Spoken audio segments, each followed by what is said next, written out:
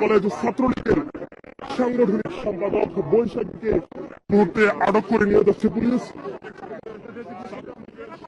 তার বিরুদ্ধে শিক্ষার্থীদেরকে নির্যাতন সহ বিভিন্ন অভিযোগ কিন্তু তার বিরুদ্ধে রয়েছে।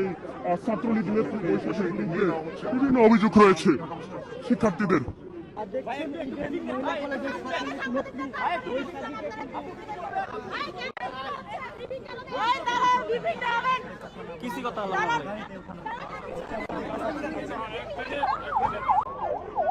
তারে কিন্তু এই মুহূর্তে পুলিশ তুলে নিয়ে যাচ্ছে, অথবা পুলিশ আটক করে নিয়ে যাচ্ছে।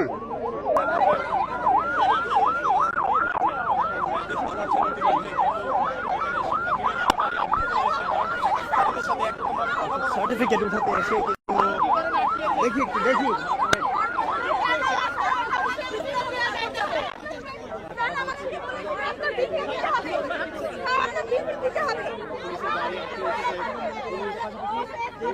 শিক্ষার্থীরা রয়েছে, তারা কিন্তু এই পুলিশের গাড়ির সামনে অবস্থান করছেন, পুলিশের দুজন বেদির সামনেই।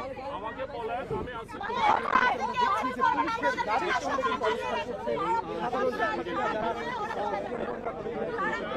মহিলা কলেজে পরীক্ষা দিতে আসার পরই আটক হন মহিলা কলেজ নেত্রী সাংগঠনিক সম্পাদক বৈশাখী আটক।